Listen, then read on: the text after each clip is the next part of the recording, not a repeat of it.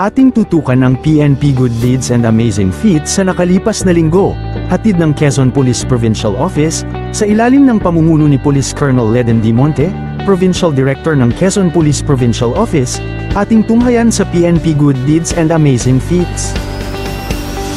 Noong ika-10 ng Hunyo taong kasalukuyan, nakiisa ang Agdangan Municipal Police Station sa isinagawang Coastal Cleanup Drive activity ng mga tauhan ng DENR Tayabas, katuwang ang local government ng Agdangan, Bureau of Fire Protection, Coast Guard, at mga barangay officials. Sa nasabing aktibidad ay nilinis ng mga ito ang kapaligiran ng Barangay Kanlurang Kalutan, Agdangan, Quezon. Layunin ng programa na maging malinis ang kapaligiran at mapangalagaan ang ating kalikasan para sa maayos na bagong Pilipinas. Noong ika-14 naman ng Hunyo taong kasalukuyan, Police Visibility at Security Assistance naman ang inihandog ng Polillo Municipal Police Station sa ginanap na serbisyo caravan sa Barangay Taluong, Polillo, Quezon. Labis naman ang naging pasasalamat ng mga residente dahil naging maayos at ligtas ang ginanap na aktibidad. Patunay lamang ito na katuwang ng ating mamamayan ang ating mga kapulisan sa anumang programa para mapaayos ang kanilang nasasakupan. At noong ika-15 naman ng Hunyo taong 2024, nagsagawa naman ang 3rd Platoon 2nd Quezon PMFC ng tree planting activity sa ilalim ng pangangasiwa ni Police Major Nicanor F. Villarreal, Platoon Leader, sa Barangay Mabini, Ilaya, Macalelon, Quezon, kung saan nagtanim ang mga kapulisan ng puno katuwang ang mga barangay officials. Labis naman ang pasasalamat ng mga residente sa isinagawang aktibidad ng kapulisan sa kanilang lugar. Layunin naman ng aktibidad na mapangalagaan at mapanatili ang kalinisan at kagandahan ng ating inang kalikasan.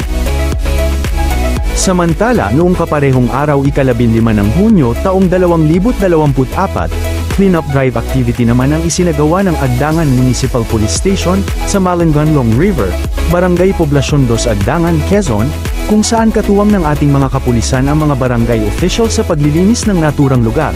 Labis naman ang kasiyahan ng mga residente dahil sa serbisyo at aktibidad na ginawa ng ating mga kapulisan. Layunin naman ng nasabing programa na mapanatili ang kalinisan at kagandahan ng ating kalikasan.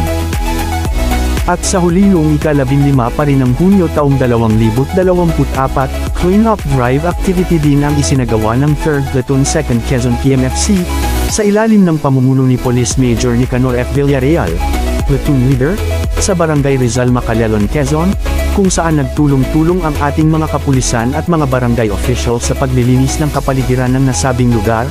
Labis naman ang pasasalamat ng mga residente sa serbisyo ng mga kapulisan para sa kanila. Patunay lamang ito na hindi lang sa pagpapanatili ng kaayusan ng tungkuling ginagampanan ng ating mga kapulisan kundi para mapanatili din ang kalinisan at kaayusan ng ating kalikasan. At yan ang ilan sa mga natatanging serbisyong publiko sa loob ng isang linggo, handog ng disiplinadong kapulisan ng Quezon Police Provincial Office, sa ilalim ng pamumuno ng masigasig nitong Provincial Director na si Police Colonel Leden D. Monte, katuwang ang mga miyembro ng Command Group at ng mga hepe ng pulisya at iba pang unit leaders sa walang sawang pagsuporta sa ating mamamayan. Ito ang Quezon Police Provincial Office, dito sa bagong Pilipinas ang gusto ng pulis ligtas ka.